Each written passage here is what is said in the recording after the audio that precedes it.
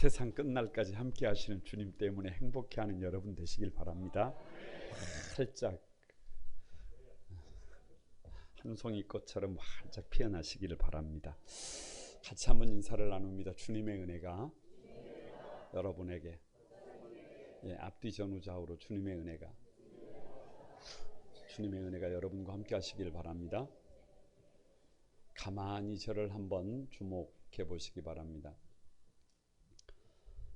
저는 20살에 예수님을 인격적으로 만나는 경험을 했습니다. 골수염 때문에 오랜 시간 질병 때문에 고통을 겪다가 기적 같은 방법으로 하나님이 치유하시는 경험을 했습니다. 그 감격이 너무 커서, 너무 감사해서 어린 나이에 생각할 때 뭔가를 해야 했어요. 그래서 그때 작정한 것이 100일 동안 하나님 앞에서 작정을 하고 새벽 기도를 드려야 되겠다라고 생각을 하고 100일 새벽 기도를 깨운 적이 있습니다. 그때 그 기간 동안에 하나님이 부어주신 은혜가 참 컸어요. 많은 영적 체험을 하게 되었는데 어느 날 밤 12시 한 40분경에 잠에서 깨어났는데 하늘이 열리면서 큰 음성이 들렸어요. 확성기 같이 이렇게 큰 소리로 들렸는데 좋지 않은 소리예요. 너는 너의 죄 때문에 너의 육체가 마비된다, 이렇게 말씀하셨어요. 깜짝 놀랐어요. 그 음성과 함께 그냥 몸이 굳어버렸어요. 몸이 아무리 움직이려고 해도 움직이지 않더라고요. 그때 제가 느꼈던 충격은 말로 다 할 수가 없습니다. 왜냐 그러면 지난 6개월 동안을 골수염을 앓으면서 그것이 얼마나 힘들었는데, 그 정도도 힘들었는데, 그런데 이제부터는 몸을 움직일 수 없다라고 하는 생각을 하니까 앞이 캄캄했습니다. 그래서 이유 없이 용서해 주십시오. 왜요? 죄 때문이라고 하잖아요. 살려주십시오. 몸부림치기 시작했어요. 그런데 그때 앞에 이렇게 공간이 열리면서 저의 죄목이 이렇게 보이더라고요. 그래서 얼마나 격하게 회개를 하고 난리를 쳤는지 몰라요. 그리고 난 다음에 한 2시간 정도가 흐르고 난 다음에 몸이 움직여져서 눈을 뜨고 일어나 보니까, 정신을 차리고 보니까 같은 방에 자고 있던 형님과 동생은 연탄가스로 인해서 의식을 이미 잃어버렸고, 그런 과정을 통해서 하나님이 불러주셨더라고요. 쉽게 말하면 보통의 사람들이 겪지 못했던 특별한 은혜를 경험도 했어요. 여기서 질문이 하나 있습니다.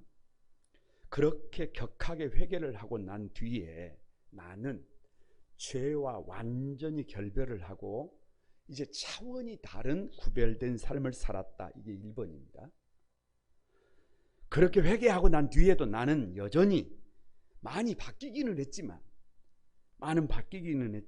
나는 여전히 죄를 반복하고 곤고한 인생을 살았다. 이게 2번입니다.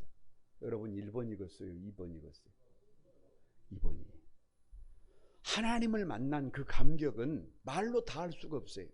삶을 송두리째 바꿔놨어요. 많이 달라졌어요. 삶의 방향을 완전히 바꿨어요. 그런데요, 여전히 과거의 죄를 내가 짓고 있는 거예요. 여전히 많은 사람들을 아프게 하고 있는 거예요.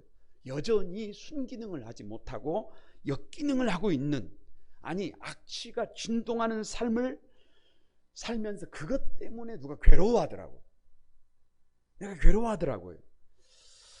목회자로 부름을 받은 지가 올해로 33년 차입니다. 안수를 받은 지가 20년을 훌쩍 뛰어넘었어요. 여러분이 볼 때는 우리 목사님 참 신실하다, 아멘이라도 좀 하시오. 우리 목사님은 좀 다르다, 이렇게 말씀하실지도 모르지만 제가 보는 저는 여전히 문제가 많은 목회자예요. 겉과 속이 많이 달라요. 만약에 여러분이 저의 속을 훤히 들여다본다면 여기서 벌떡 일어나서 밖으로 나갈 사람들도 있을지도 몰라요. 황홀한 구원 20번째, 다 같이 한번 곤고한 영성. 왜 곤고한 영성이냐? 사도 바울은 다메섹 도상에서 예수님을 직접 만났어요. 예수님께서 바울의 이름을 불러버렸어요. 사울아 사울아, 네가 왜 나를 핍박하느냐 불러버렸단 말이에요. 그래서 사울이 변하여 바울이 되어버렸어요. 차원이 달라요. 그래서 1차, 2차, 3차 전도 여행을 통해서 세상을 바꾼 사람이에요. 학자들은 바울을 통해서, 바울을 일컬어 예수님보다 더 큰 일을 행한 기적의 주인공이라고 합니다. 초대교회 이단 중에 바울교가 있어요. 그렇게 엄청난 영적 거인이 우리와 비교가 되지 않아요. 그런데 오늘 그가 고백하기를, 오라 나는 곤고한 사람이로다, 이 사망의 몸에서 누가 나를 건져내랴, 이렇게 절규합니다. 여기서 곤고하다는 말은 괴롭다는 말이에요. 아프다는 말이에요. 처참하다는 말이에요. 왜요? 왜? 나에게 문제가 많다는 거예요. 나에게 부끄러움이 많다는 말이에요. 여러분, 대사도가 이런 고백을 하니까 실망스럽습니까? 아니. 그게 아니에요. 이것이 성경의 위대함입니다. 저는 바울의 이 고백의 위대함을 알아. 오늘 우리 모두가 자신의 영적 상태를 정확하게 직면하고 다시는 반복되는 죄에서 반복되는 죄를 되풀이하지 않기를, 다른 삶을 살아내기를, 예수 그리스도의 형상을 닮은 사람답게 복 있는 삶의 주역이 되기를 주님의 이름으로 축복합니다. 할렐루야. 나의 정직한 실체가 뭐냐? 첫 번째가 죄인인 나예요. 다 같이 한번 죄인으로서 나. 내가 누구라는 거예요? 내가 죄인이라는 거예요. 15절을 한번 보면, 15절 다 같이 한번 읽어봅니다. 시작. 내가 행하는 것을 내가 알지 못하노니 곧 내가 원하는 것은 행하지 아니하고 도리어 미워하는 것을 행함이라. 사울이 아닙니다. 바울입니다. 거듭났습니다. 귀하게 쓰임을 받고 있습니다. 그럼에도 불구하고 바울이 원하는 것은 한다 안 한다? 안 한다. 바울이 미워하는 것, 원치 않는 죄를 행하고 있다, 행하고 있지 않다? 행하고 있다. 여러분, 이것은 바울의 자기 고백이에요. 이것은 바울이 지금 자기의 부족함을 드러내고 있어요. 여러분, 성경에 믿음의 많은 선배들이 등장을 하는데 출애굽의 주역인 모세를 생각해 보세요. 애굽에서 10가지 기적을 경험했어요. 그리고 홍해가 갈라지는 것을 경험했어요. 하나님의 놀라운 역사를 경험했어요.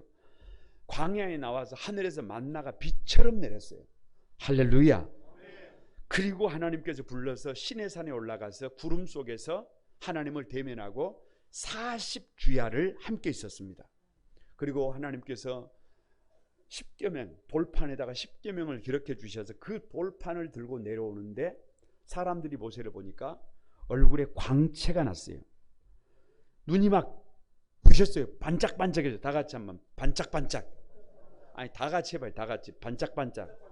그래서 볼 수가 없어서 사람들이 모세의 얼굴에 수건을 덮었어요.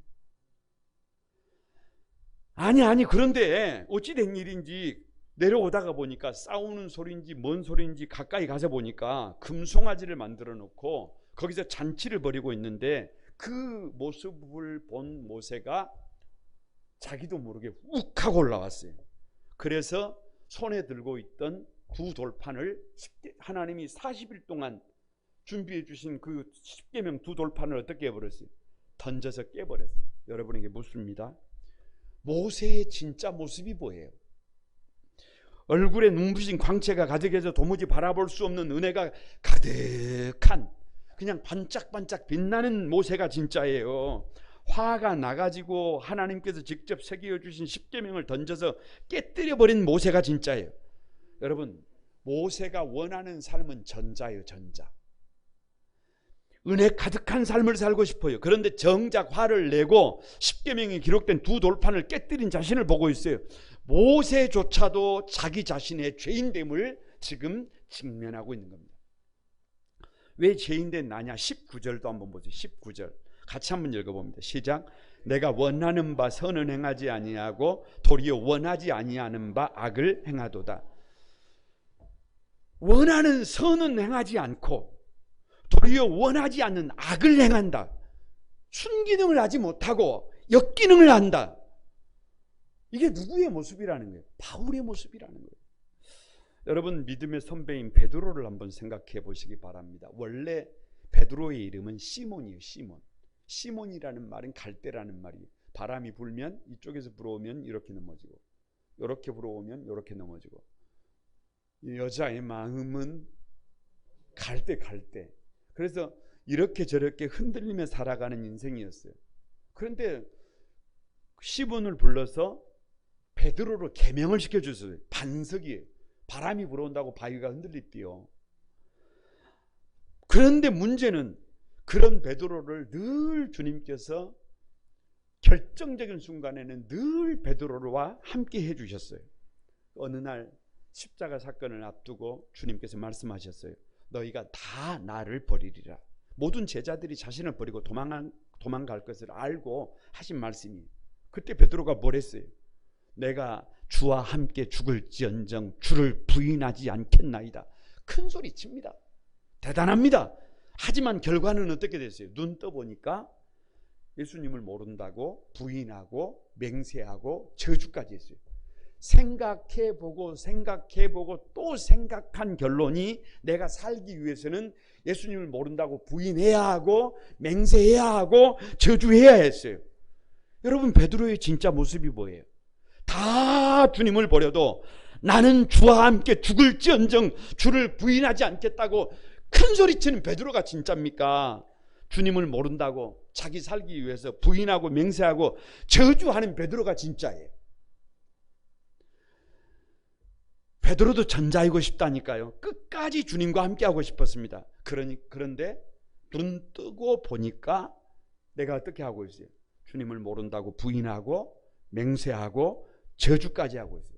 이게 베드로의 실존이라니까요. 이것이 죄인된 베드로의 모습이라니까요. 왜 죄인된 나냐? 오늘 본문을 보면 14절부터 계속해서 14절에 나는이요, 나는. 15절에 내가 16절에 내가 17절에 내가 내 속에 18절에 내 속에 내게 19절에 내가 원하는 바 선은 행하지 아니하고 다 뭐예요? 여러분, 질문합니다. 여기서 반복하는 나는 누구예요? 여러분, 바울을 가리킵니까? 아니면 제3자예요? 믿는 사람을 말합니까? 믿지 않는 사람을 말하는 거예요. 바울은 예수님을 만나고 일평생 전도자가 되어 하나님의 영광을 위하여 살았는데, 아니, 원하는 것은 행하지 않고 순기능은 하지 못하고 원치 않는 삶을 산다? 역기능을 한다? 이 사람이 바울 맞아요?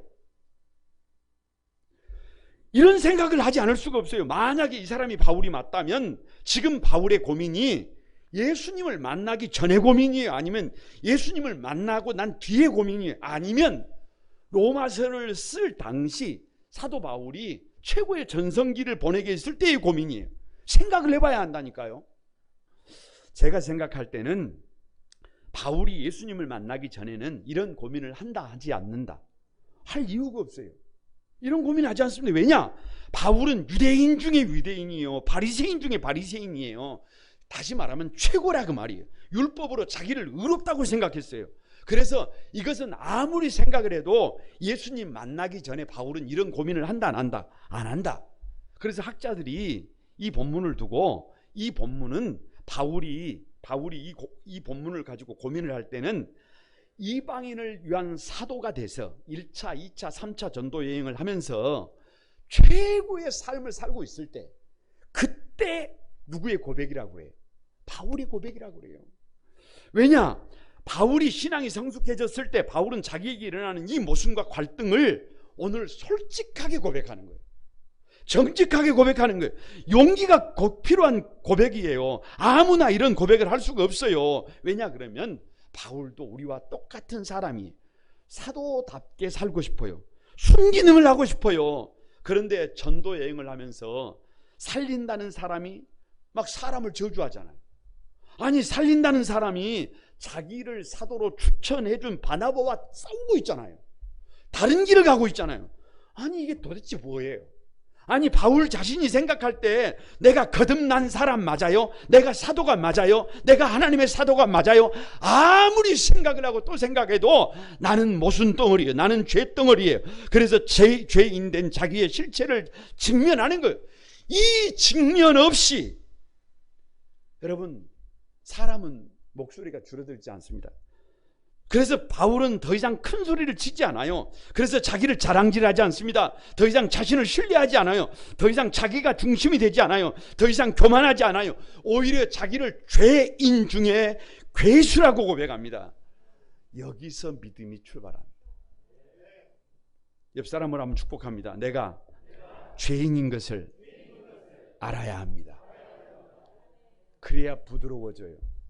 그래야 여러분, 그래야 더 이상 큰 소리를 안 칩니다. 죄가 자명하게 드러나야 그때 그냥 조용하게 제가 죄인입니다. 제가 잘못했습니다. 이렇게 돼요. 여러분이 그렇게 되기를 바랍니다. 나의 정직한 실체가 뭐냐? 두 번째가 곤고한 나예요. 다 같이 한번 곤고한 나. 24절을 한번 읽어봅니다. 24절 시작. 오호라 나는 곤고한 사람이로다. 이 사망의 몸에서 누가 나를 건져내랴. 이미 말씀드렸어요. 여기서 곤고하다라고 하는 말 자체가 아파하는 거예요. 아파하는 거, 힘들어하는 거예요. 그래서 공동번역이나 새번역을 보면 이렇게 되어 있어요. 아, 나는 비참한 사람입니다. 누가 이 죽을 몸에서 나를 건져 주겠습니까? 이게 대사도의 고백이에요. 아무리 생각을 하고 또 생각을 해도 자신은 곤고한 사람이라는 거예요. 자신은 비참한 사람이라는 거예요. 자신은 고통스러운 사람이라는 거예요. 자신은 불쌍한 사람이라는 거예요. 왜 이렇게 자기 자신을 곤고한 인생이라고 하느냐 그러면 다짐하고 다짐했는데도 역기능을 하고 있는 거예요. 다짐하고 있는데도 여러분 하나님의 뜻과 멀어지는 자기를 발견하는 거예요. 죄를 다시 반복하는 자신의 무기력을 마주하는 거예요. 그래서 절규하는 겁니다. 그래서 탄식하는 겁니다. 여러분 꼭 기억해야 해요. 곤고하는 것이 진짜 영성이에요. 다시 한번, 곤고하는 것이 진짜 영성입니다. 하나님의 말씀을 떠나 살고 있어요. 잘못 살고 있어요. 자기 감정대로 살아가고 있어요. 그런데도 곤고함을 느끼지 못한다? 이거 믿음이 없는 거예요. 여러분 이거 자기를 보지 못하는 거예요. 화성 연쇄 살인사건의 진범이 잡혔습니다. 잘 아는 내용입니다. 그 진범 이춘재는 자신의 죄를 뒤집어 쓰고 20년간 억울한 옥살이를 한 사람에 대하여 미안한 마음이 전혀 없어요. 죄책감도 전혀 없어요. 23살부터 강간을 시작으로 4년 7개월 동안 연쇄적으로 14명을 죽였는데, 그리고 30년 만에 잡혔는데 자기가 범죄자가 된 것은, 자기가 그렇게 사람을 죽인 것은 자기가 문제가 아니라 피해자들 때문이라고 범행의 원인을 전가합니다. 여러분 이게 정상 아니에요. 이건 정상 아닙니다. 잡히지만 않았으면 더 죽였을 텐데 이건 공고함이 없는 거예요. 공고함이 없는 거예요. 나만 더럽게 재수가 없어서 잡혔다? 이것은 여러분 정상이 아니에요. 죄를 짓고도 하나님의 말씀을 떠나 있으면서도 자기 고집대로 살면서도 곤고함이 없다? 이것은 믿음이 아니에요. 이건 믿음이 아니에요. 바울은 성자 중에 성자예요. 전도자 중에 전도자예요. 선교사 중에 선교사예요. 하나님의 사람 중에 사람이에요. 그런데 뭐를 느끼고 있어요? 곤고함을 느끼고 있어요. 이것이 깨어있는 영성입니다. 왜 곤고한 자냐? 여러분 이사야 선지자는 당시 최고의 영성을 지닌 선지자예요. 왕은 죽고 아수르는 호시탐탐 기회를 엿보고 있고, 그런데 그 속에서 백성들은 우상을 숭배하면서 잘못 가고 있어요. 위기에 위기, 위태로운 상황이에요. 이때 이사야 선지자가 기도하기 위해서 성전에 들어갔는데 환상을 봅니다. 하나님을 여섯 날개를 가진 천사들이 하나님을 모시고 성전 가득히 임재해 있는데 하나님이 옷자락이 성전에 가득한 거예요. 무슨 말이냐 그러면 아무리 시대가 어렵고 힘들어도 하나님은 주님의 몸된 교회를 통해서 일하신다라고 하는 것을 상징적으로 보여주는 사건입니다. 그런데 그 천사들이 6날개가 있는데 그 2날개로는 천사들이 자신들의 얼굴을 가리고 있어요. 2날개로는 자신들의 발을 감추고 있어요. 여러분, 이게 무슨 말이에요? 이게 무슨 말? 천사조차도, 가장 아름답다고 하는 천사조차도 자기의 부족함 때문에, 자기의 곤고함 때문에 이 얼굴을 가리고 있어요. 자기가 살아온 지난날들의 삶을 감추고 있어요. 왜요? 문제가 많다는 거예요. 부끄러움이 많다는 거예요. 하나님 앞에 부끄러울 수밖에 없는 문제가 많은 삶을 살았다는 거예요. 그런데 여러분, 아무리 이사야가 뛰어난 선지자라고 할지라도 이사야가 그것을 보고 고백한 게 뭐예요? 화로다 나여 망하게 되었도다. 나는 입술이 부정한 사람이요. 하나님 앞에서 자신의 곤고함을 보는 겁니다. 이것이 선지자의 영성이에요. 자기가 지금 잘못하고 있으면서 곤고함을 느끼지 못하고 있다고 한다면 그 사람은 믿음의 사람이 아니에요. 곤고함이 있다는 것은 여러분 지금 살아있다는 말이에요. 세상 사람들은 화인 맞은 양심이라고 그래요. 죄를 지으면서도 죄책감을 느끼지 못합니다. 문제가 많은데 다른 사람들을 아프게 하고 있는데 죄를 지어놓고도 전혀 곤고함이 없어요. 죄를 지으면서도 큰 소리칩니다. 죄를 지으면서도 자기가 특별한 존재라고 생각합니다. 여러분, 이것이 문제. 오늘 우리 한국교회가 참 부끄러운 일이 있어요. 부끄러운 일이. 그게 뭐냐 그러면 일부 지도자들이 그냥 자기 자신을 의인처럼 해요. 의인처럼. 그리고 수많은 사람들을 향해서 독소를 쏟아내놓습니다. 여러분, 그것 때문에 한국 교회가 입은 데미지는 말로 다 할 수가 없어요. 누구라고 뭐 말씀드리고 싶은 생각도 없고. 그런데 오늘 본문의 이사야를 보세요. 바울을 보세요. 자신의 곤고함을 본다니까요. 이사야가 그렇게 절규하고 있다고 한다면, 바울이 이렇게 절규하고 있다고 한다면, 오늘 이 예배당 안에 절규하지 않아도 되는, 자신의 곤고함을 보지 못하는 사람이 있는다고 한다면 오히려 그것이 문제예요. 왜 곤고한 자냐? 여러분, 계시록을 가만히 펼쳐놓고 읽다가 보면 마지막 시대가 보면 마지막 시대의 특징이 뭐냐 그러면 영적으로 자신의 곤고함을 느끼지 못합니다. 계시록 3장 17절 말씀에 보면 내가 말하기를 나는 부자라 부요하여 부족한 것이 없다 하나 내 곤고한 것과 가련한 것과 가난한 것과 눈먼 것과 벌거벗은 것을 알지 못하도다. 이렇게 고백하고 있어요. 그러니까 마지막 시대의 특징이 뭐냐 그러면 문제가 많은데, 잘못한 것이 많은데, 말씀을 떠나 살고 있는데 거기에 대한 문제의식이 있다는 거예요, 없다는 거예요? 없다는 거예요. 그것이 마지막 시대의 특징이에요. 우리 성도들 중에 믿음의 모범이 되는 성도들이 많다, 적다? 많다. 옆에 사람에게 많다.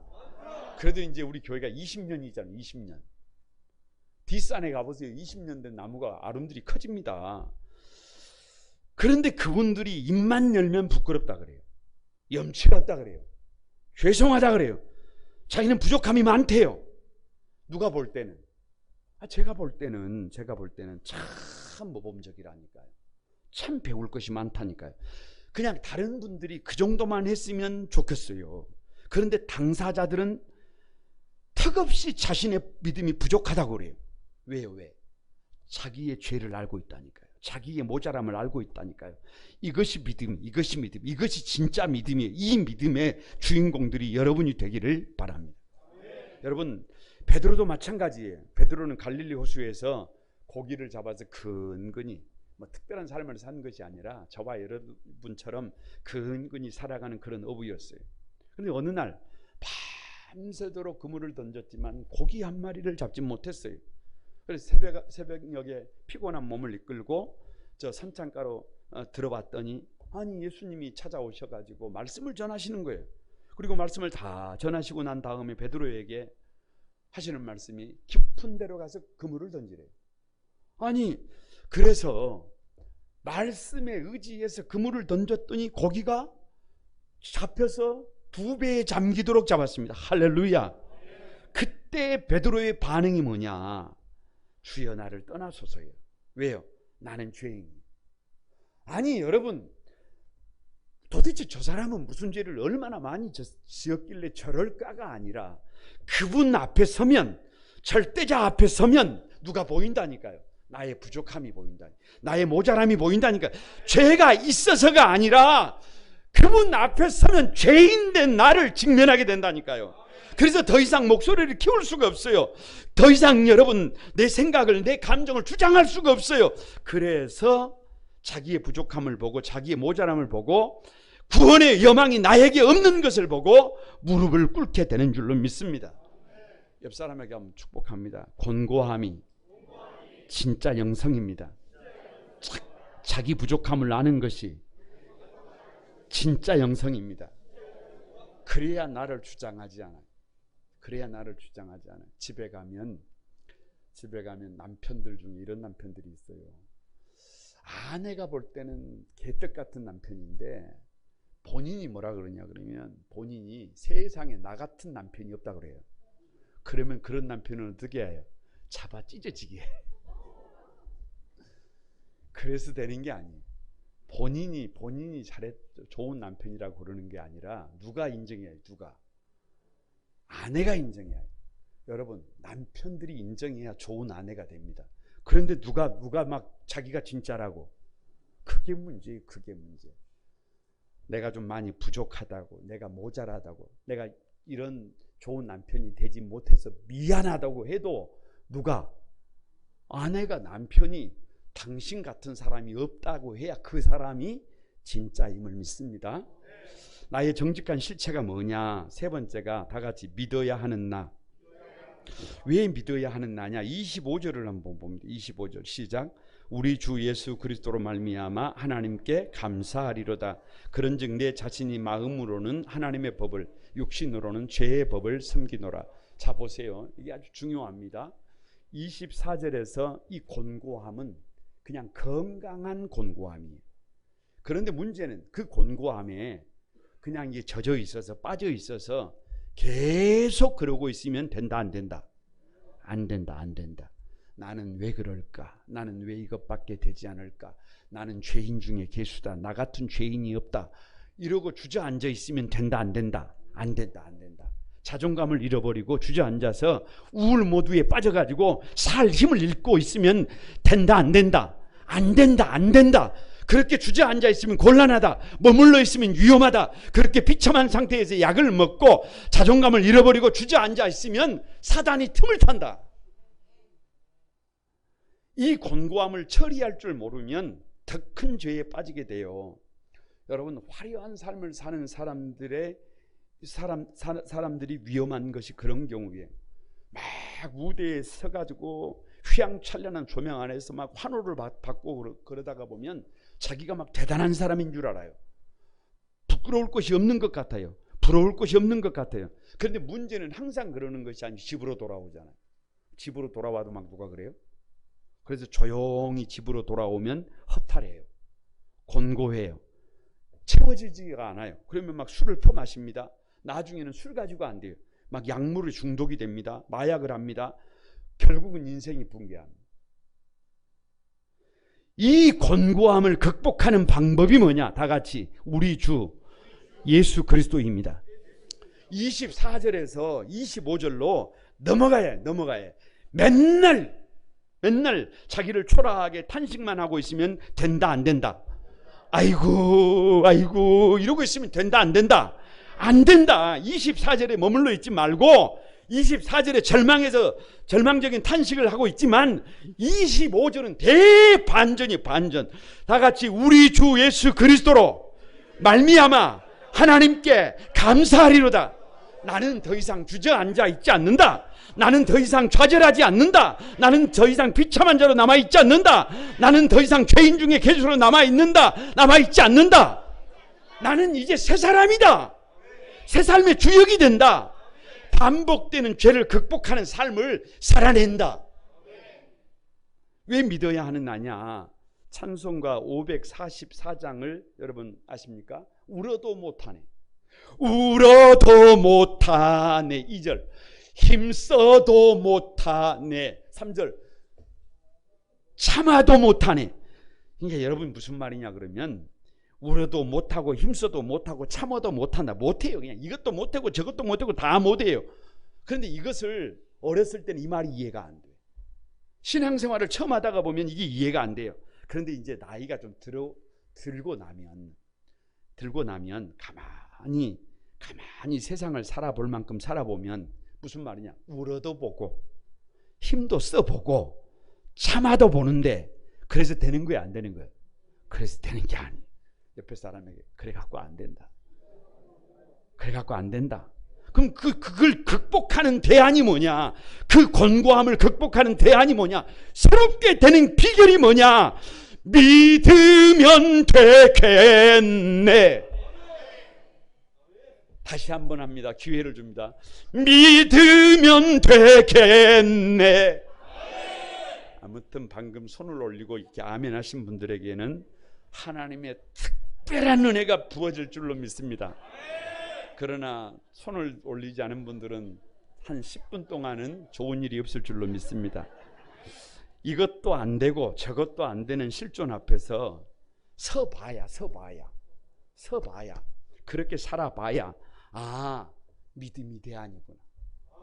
죽을 질병에 걸려가지고 아무리 몸부림을 쳐도 이게 답이 없구나 라고 하는 것을 알아봐야 아니 세상의 삶의 자리가 다 무너져가지고 울어도 보고 힘써도 보고 참아도 보는데도 그래도 답이 안 나요. 그때서야 비로소 고백하는 게 뭐예요? 믿으면 되겠네.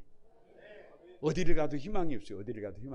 그런데 주님의 몸된 교회에 오니까 희망이 있더라. 믿으면 곤고함을 이길 수 있더라. 믿으면 사람답게 살 수 있더라. 이게 복음의 능력이에요. 믿음 안에는 눈으로 보지 못하고 귀로 듣지 못하고 마음으로 생각하지 못했던 새로운 삶이 있습니다. 이것이 복음임을 믿습니다. 설교를 준비하면 이런 생각을 했어요. 사람답게 한번 살아보고 싶어요. 성도답게 한번 살아보고 싶어요. 아니, 목사답게 한번 살아보고 싶어요. 그런데 계속 반복하는 죄 때문에 여러분 괴롭습니까? 넘지 못하는 질병 때문에 너무 아픕니까? 아니, 귀신에 사로잡혀 있어서 도무지 답이 나오지 않습니까? 도대체 여러분의 삶을 묶고 있는 흉악의 결박이 무엇입니까? 여러분의 삶을 아프게 하고 좌절하고 주저하게 만드는 것이 도대체 뭡니까? 여러분, 성경은 뭐라고 하느냐? 그것이 어떤 것이라도 상관이 없다. 그것이 어떤 환경과 상황이라도 상관이 있다 없다? 없다. 그것이 어떤 조건과 아픔이라도 상관이 있다 없다? 없다. 그것이 어떤 흉악의 결박이라도 상관이 있다 없다? 없다. 그것이 어떤 넘지 못할 산과 넘지 못할 강이라도 상관이 있다 없다? 없다. 왜요? 오직 우리 주 예수 그리스도로 말미암아 하나님 앞에 감사하게 될 것이기 때문입니다. 예수님 앞에 나오면, 예수 그리스도를 나의 주님으로 모시면 우리 주 예수 그리스도로 말미암아 우리에게 다 같이 승리를 주시는 하나님께 감사하노라. 여러분, 주님과 함께하면 이겨낼 수 있습니다. 주님과 함께하면 극복할 수 있습니다. 주님의 몸된 교회와 함께하면 충분히 승리할 수 있습니다. 우리 인생의 정답이 예수님임을 믿습니다. 12해를 혈루증으로 앓고 있는 여인이 있어요. 왜 12해냐? 12라는 말이 완전. 그러니까 고통을 당할 만큼 당했어요. 괴로움을 당할 만큼 당했어요. 도무지 숨 쉴 수 없는 삶을 살아온 거예요. 여러분, 많은 의원에게 많은 괴로움을 받았고 있는 것 없는 것 다 허비했어요. 의사로도 안 되더라. 약으로도 안 되더라. 가진 재산을 다 써도 안 되더라. 그런데 예수님이 오셨어요. 예수님 앞에 나아가서 그분의 옷자락만 만지면 내가 고침을 받겠다라고 믿음이 그 여인에게 겨자씨만한 믿음이 있었어요. 여러분, 앞으로도 나가지 못하고 뒤로 돌아가서 예수님의 옷자락을 만졌어요. 그 시로 혈루 근원이 나음을 입은 줄로 믿습니다. 바울은 말합니다. 우리 주 예수 그리스도로 말미암아 하나님께 감사하노라. 여러분 옆 사람에게 한번 축복합니다. 예수님을 믿어야 삽니다. 믿으면 길이 생깁니다. 믿으면 답이 나옵니다. 믿으면 눈으로 보지 못하고 귀로 듣지 못하고 마음으로 생각하지 못했던 하나님의 일하심을 경험하게 됩니다. 그 주인공들이 여러분이 되기를 바랍니다. 말씀을 마칩니다. 사랑하는 여러분, 사춘기를 겪으면 아이들이 말이 없어져요. 그리고 고민을 하기 시작합니다. 어떻게 살아야 할까? 어른들이 오춘기를 겪게 되면 또 말이 없어져요. 잠이 없어집니다. 마찬가지예요. 성도답게 살아가기 위해서 결단을 하고 나면 그렇게 많던 말이 줄어듭니다. 그리고 고민하기 시작합니다. 하나님 어떻게 살아야 합니까? 하나님 어떻게 나를 바꿔낼 수 있습니까?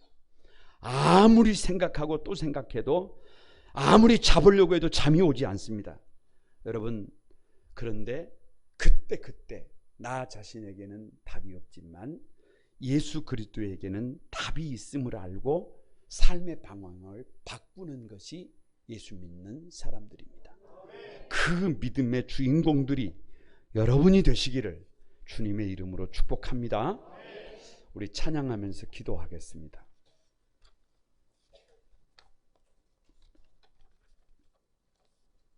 오직 예수뿐이네. 이 찬양 같이 드립니다.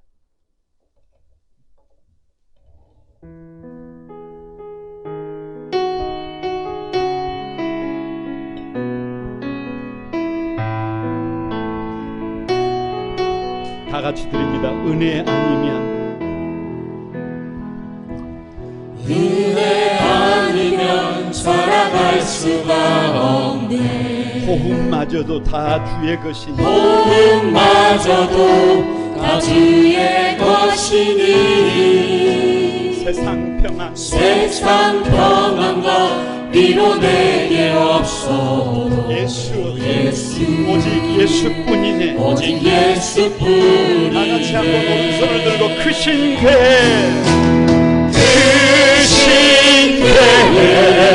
가볼 수도 없고 작은 공간에 지쳐도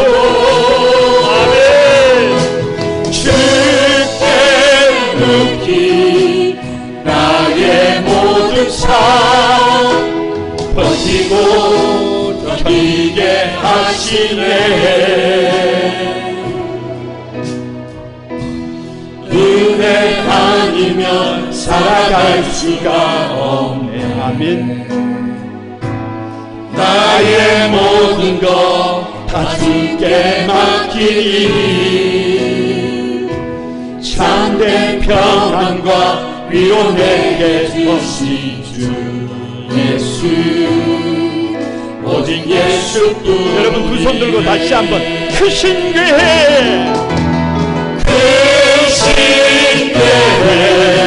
가볼 수도 없고 작은 공간에 지쳐도 주께 묻기 나의 모든 삶 버티고 견디게 하시네. 은혜 아니면 살아갈 수가 없네. 나의 모든 것 다 주께 맡기니 참된 평안과 위로 내게 주신 주 예수 오직 예수뿐이네. 여러분 우리 같이 한번 기도하십시다. 로마서 7장을 가만히 봐오면서 나는 도대체 누구인가를 생각했습니다. 그 큰 은혜를 받았는데 그냥 대충 살아서는 안 되는 나이입니다. 지난주에는 죄가 역겨워지는 사람들을 만났습니다. 더 이상 죄를 지을 수 없습니다. 죄가 역겨워져야 합니다. 그런데 오늘은 그 죄 때문에 곤고해져야 합니다. 하나님, 나에게 답이 없습니다. 오직 예수님에게만 답이 있습니다. 나를 불쌍히 여겨주소서, 나를 구원해 주소서, 나를 살려주소서. 이 탄식이 우리에게 있어야 성도다운 삶을 삽니다. 이 탄식이 있어야 가정이 새로워지고 교회가 새로워집니다. 오 하나님, 우리를 불쌍히 여겨주소서. 우리를 예수 앞에서 두 손 들고 무릎 꿇게 하소서. 나는 죽고 예수만 있게 하소서. 다 같이 한번 주의 삼창하고 같이 한번 동성으로 기도합니다. 주여, 주여, 주여. 거룩하신 아버지, 거룩하신 아버지, 이 탄식이 나는 죄인입니다. 아버지, 나는 어리석습니다. 아버지, 나에게 답이 없습니다. 아버지, 나를 살려주소서. 나를 긍휼히 여겨주소서. 하나님 아버지, 절규하고 탄식하고 주님 앞에 두 손을 든 당신의 사랑하는 백성들을 한 사람 한 사람 능력으로 만져주시옵소서. 주여, 우리를 불쌍히 여겨주시옵소서.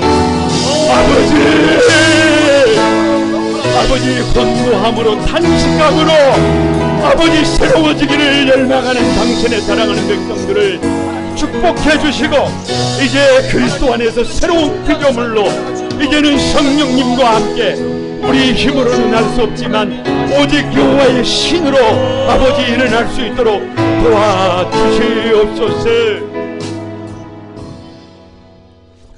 거룩하신 주님, 은혜와 사랑을 감사드립니다. 성도답게 살아가고 싶습니다. 곁에 있는 사랑하는 가족들에게 엿기능이 아닌 순기능의 삶을 살아보고 싶습니다. 우리 주님의 얼굴에 미소를 환하게 올려드리는 삶을 살아보고 싶습니다. 하나님, 우리가 이 죄에 대하여 애통하지 않고서야, 우리의 이 문제 앞에서 우리가 아버지 탄식하지 않고서야 어떻게 다른 삶을 살 수 있겠습니까? 우리를 불쌍히 여기시고 우리를 긍휼히 여기셔서 아버지, 이제 로마서 7장을 마치고 8장에는 우리의 힘이 아니라 성령의 힘으로 능히 죄와 싸워 이기는 우리 한소망의 가족들이 다 되도록 도와주옵소서.